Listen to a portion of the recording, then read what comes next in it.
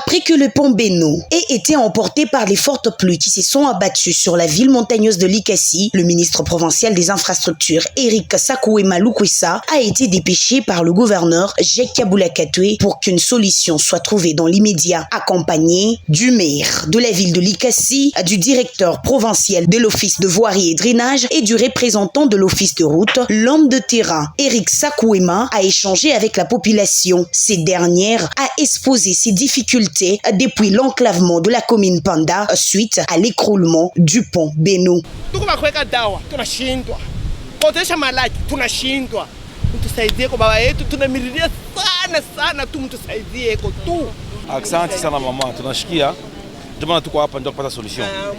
Dans les soucis de matérialiser la vision du chef de l'État, Félix-Antoine Tshisekedi Tshilombo, le gouvernement Jacques Kaboula Katwe est toujours à l'écoute des cris de détresse de ses administrés et prêt à trouver des solutions rapides et durables. D'abord, nous compatissons à ce qui est arrivé.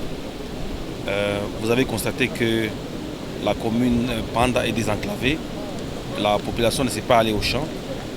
Et ça, le gouverneur de province, Jacques Kaboula Katwe, m'a dépêché ici pour venir voir la situation des visus et voir dans quelle mesure nous pouvons trouver des solutions.